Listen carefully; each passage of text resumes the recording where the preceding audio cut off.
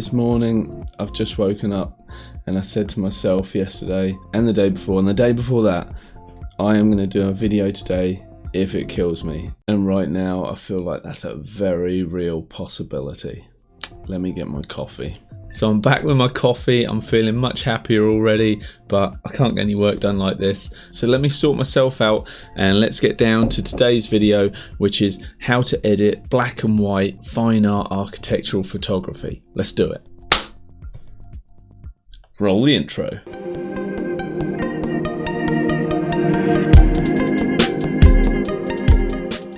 So why did I start the video with the just woken up rather embarrassing state I was in? Well, stick around to the end because I've had a really interesting realization. I'll share that with you. But for now, we're talking about fine art architectural photography editing. When I started my architectural photography Instagram feed, it showcased a more commercial style of editing. And more recently, I've moved into what I prefer, which is a really high contrast, black and white, punchy, graphic kind of look. And if that style of architectural photography is something that appeals to you as well, then go ahead, follow my account. But in this video, I'm going to share with you my process in how I'm creating these kind of images. So we're going to kick things off in Lightroom and then move into doing most of the work in Photoshop. And if you want to crank your creativity to that absolute next level, then stay with me to the end because I'll just walk you through what you can do just to really give your images just that extra wow factor. So let me give you the basic concept of how this works. Using selections of different areas of the architecture, we're going to resculpt the image using brightness values. So we're enhancing the highlights, dropping down the shadows, and really giving some fantastic form to the architecture. Once you've got your selections made and you understand the process of how we're brightening and darkening things, it's really up to you exactly how you sculpt your own personalized vision of what you want your image to be like. But I really prefer a low-key look where the highlights just really stand out. They're much more minimal, but they stand out, pop, and really cool for the viewer's attention.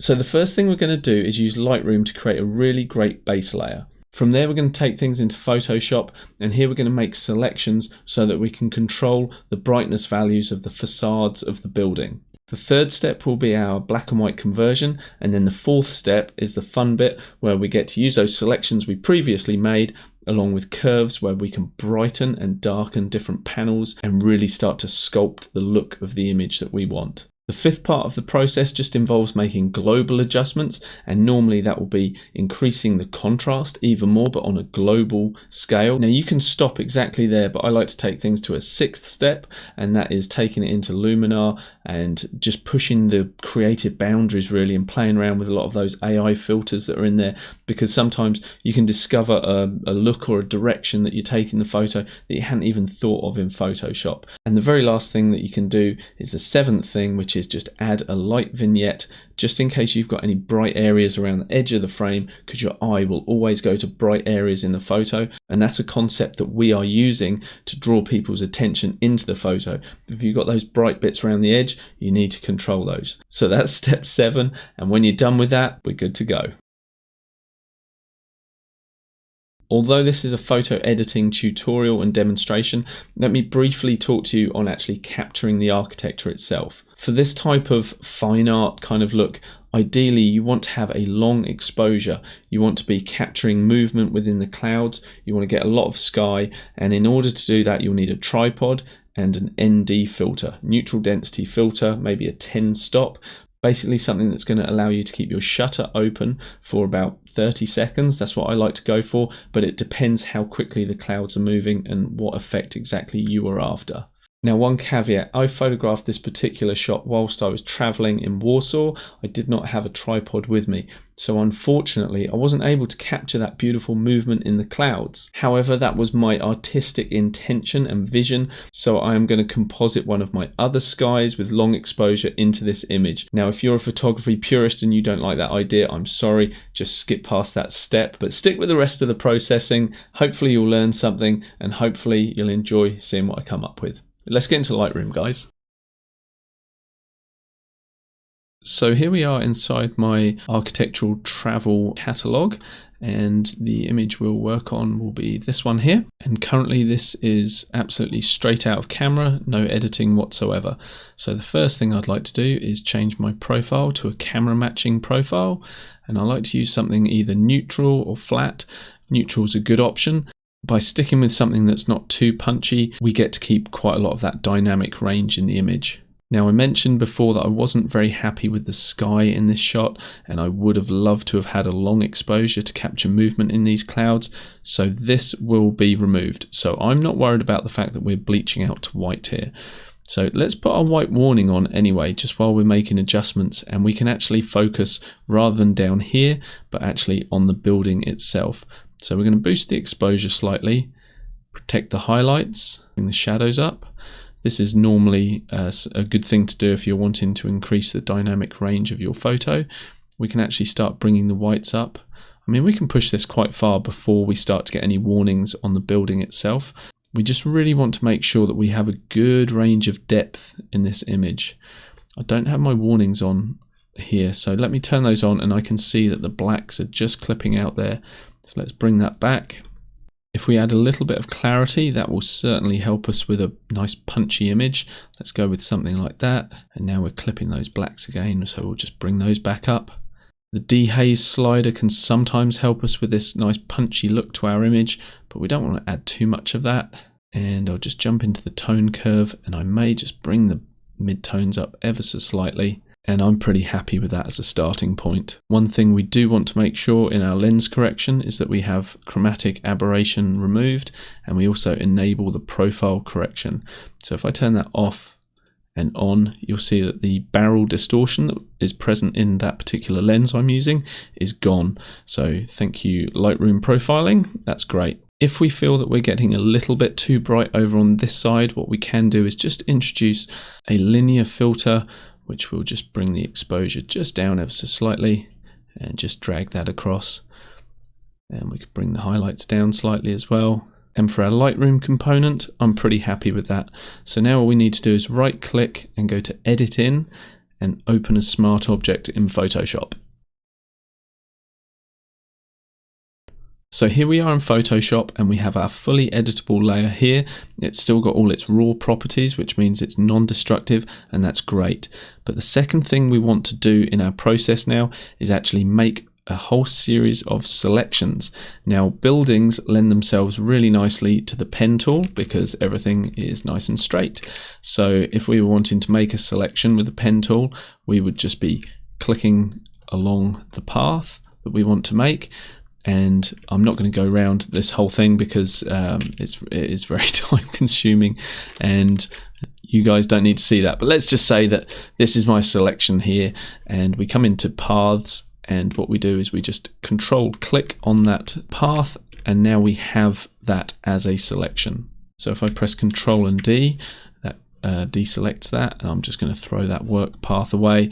But you'll see that I have already used the pen tool to actually go around the whole building nicely there, and this central column here, and the two sides. Now I've gone over here, and that doesn't matter because I've actually used a combination of let's say this here and the outline of this building, where I subtract one from the other to create all my different channels. So just to quickly show you these selections, we've got a building outline that includes all the buildings, and I've got a middle only. Because I'm going to be replacing the sky, I really don't want this little nubby here, because the symmetry of this I feel is ruined by this little extension of a building here. So we're actually going to get rid of that. But as I move down these alpha channels here, which effectively are just selections, you can see that I've got each and every facade of this building selectable. So any one of these that I want to select, I just press the Control key and I select them. You can also find them accessible via the select drop-down box, and you can load the selection that way. And as long as you've called them an appropriate name, they're nice and easy to see there. But I prefer to use the channels because I can actually visualize exactly what these are, and I don't need to worry about the name so much. I like to make my selections whilst my image is still in color, just in case, let's say we have a pure blue sky. that may actually aid us in our selection. We can select by color, and that option is obviously not on the table if it's already a black and white image. So now it's time to move on to step 3, which is the black and white conversion. So I'm just going to come down to adjustment layers here, and I'm going to select black and white. If I take the blues to the right hand side and you look at the left column here, that looks really nice for the windows. We're getting a lot of contrast in there. But if we push it too far, I just find that this central column gets a little bit too flat looking. Whereas if we take it to the left, it has more three-dimensionality. So what we can actually do is have the best of both worlds. So let's make this how we might want it for the right hand side of the image. I don't think these other sliders are really going to do anything for us in this particular instance. Let's get our gradient tool, and we're just going to draw a gradient. So we're just going to mask that out. So currently we only have that effect that we've created over this side of the image.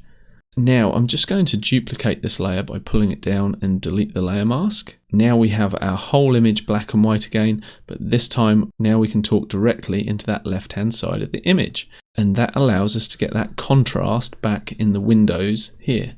I feel like we're getting a little too bright in this panel of windows here, so I can just come to our previous black and white conversion, get a brush, reduce the size of it using my bracket keys, and with white, just paint back in on that area there. Nice. I mentioned I was going to replace the sky in this image, so this is a bit of a bonus step, and normally you'd capture this right in camera. But I didn't, I bodged, so let's introduce a new sky.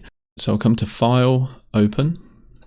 I'll come into my skies for compositing and just choose this long exposure sky.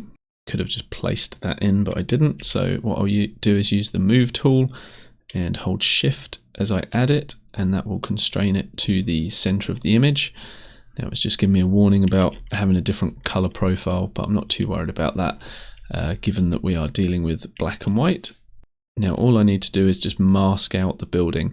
So let's come to our channels and let's select the building there, come back to our layers, and we're going to add a mask. And just like that, bada bing, bada bong, we have a masked building. But oh no, it's back to front. So all we need to do with the mask selected is just press Ctrl-I to invert the mask. Easy as that. Now for the next step, which I really enjoy, which is sculpting the building. Guys, this type of fine art approach to processing architectural photography is something that I haven't shared before. So if you're finding benefit in this and you're finding it useful, do me a favor, give me a like. And if you want to see more kind of content like this, subscribe to the channel. And if you've got any questions as well, leave them in the comments, because I always do my best to get back to you with an answer. So let's keep going, guys.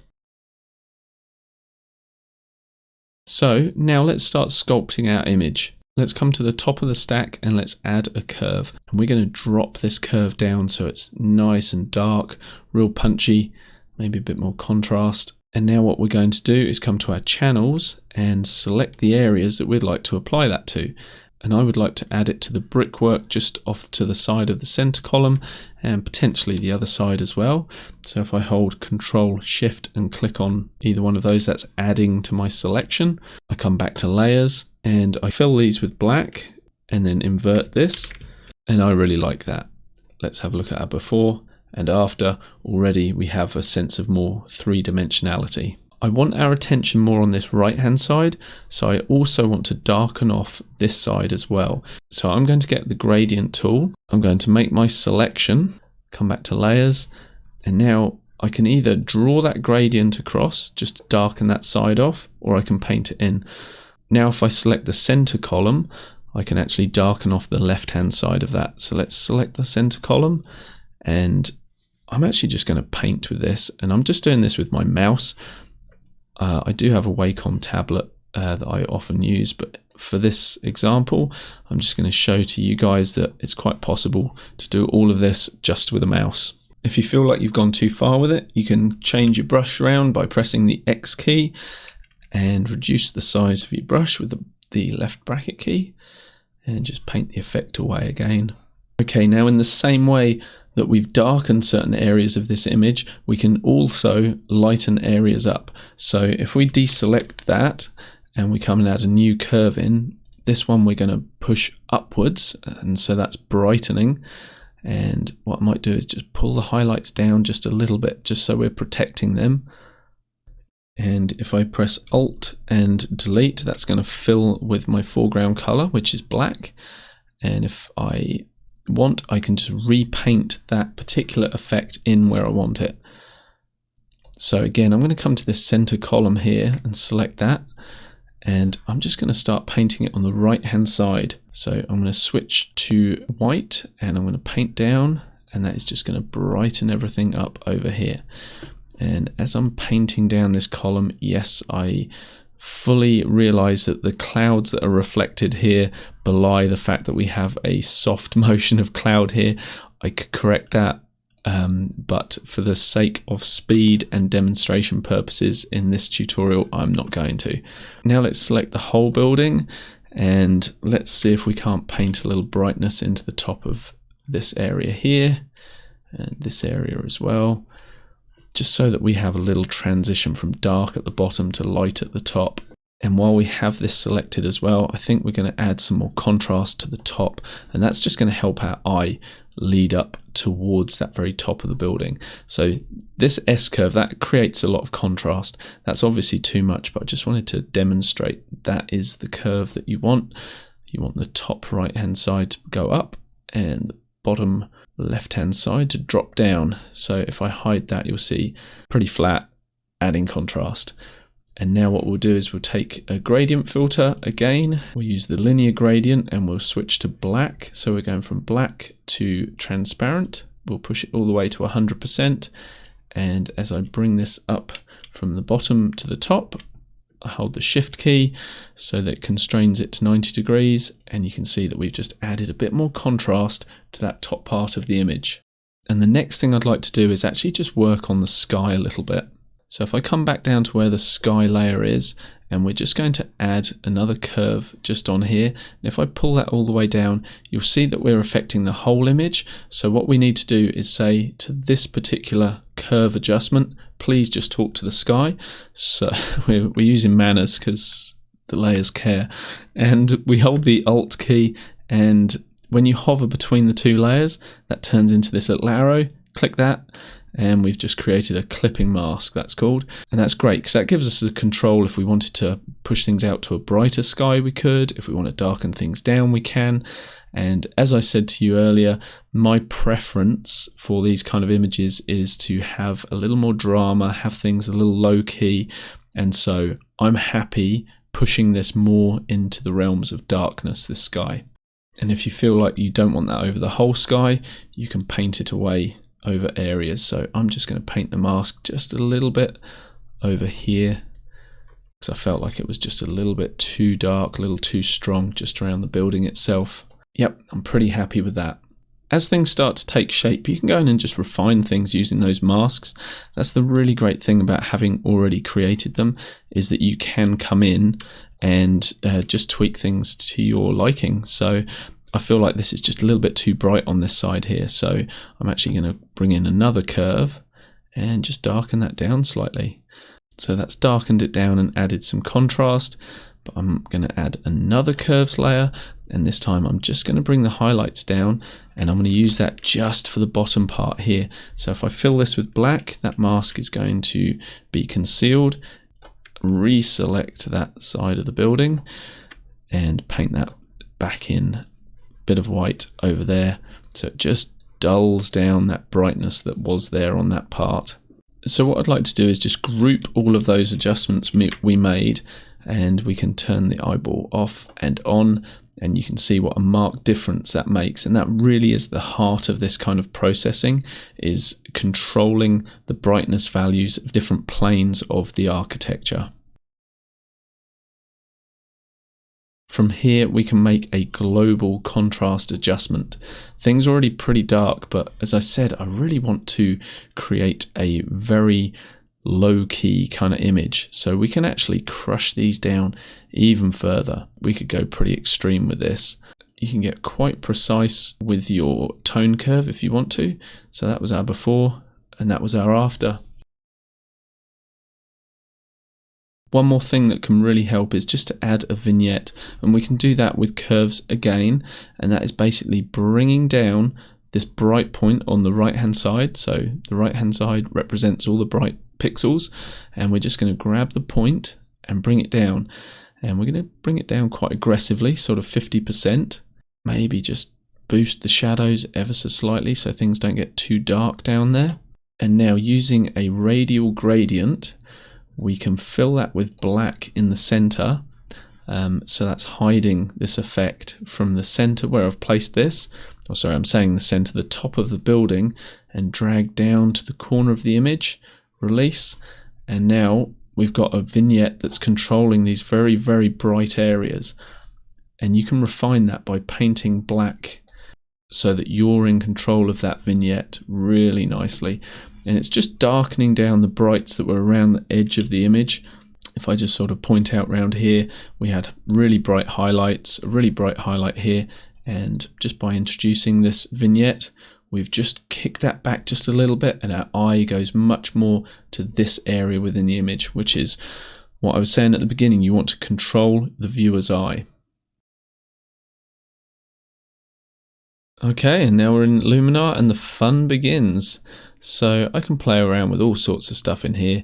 Exposure, smart contrast. There are so many great tools. Let's see what AI accent will do for us. So that's just introducing just a little bit more contrast through the image, so localized contrast. Let's go with structure as well. Let's see what that's doing for us.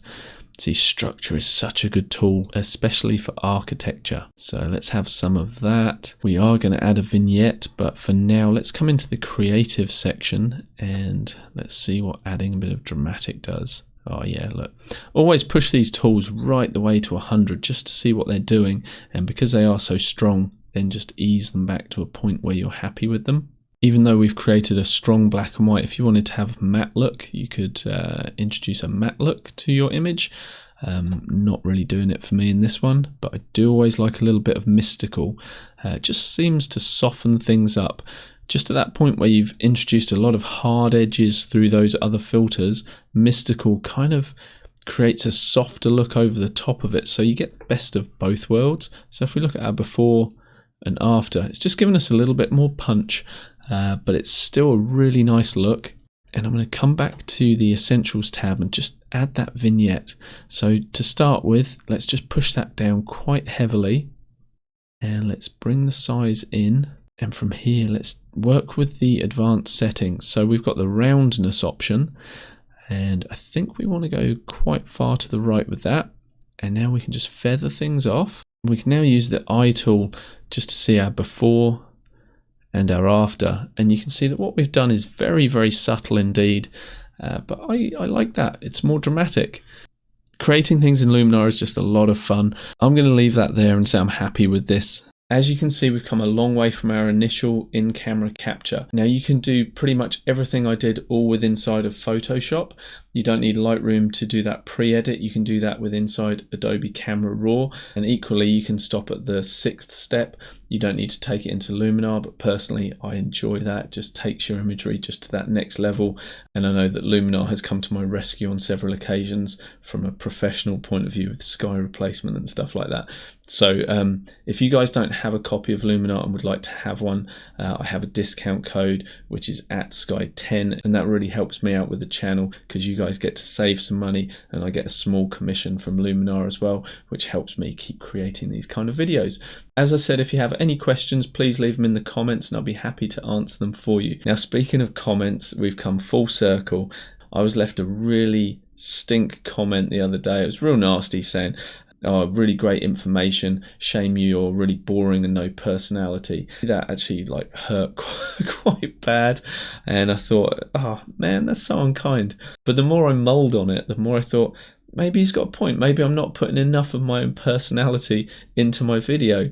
And so I thought, I've got to stop censoring myself, just get myself on camera. And the first thing I did this morning when my eyes opened, I said, I'm going to go and press record on that camera and I'm getting something on video. Stop censoring myself, just put more of me out there to you guys. So I hope you like it. Leave me a comment, but not a nasty one. It just hurts. Just leave me nice comments. I'm doing this for free, for fun, for you guys. Leave me nice comments. Okay, cheers. Thank you very much, and I'll catch you in the next one.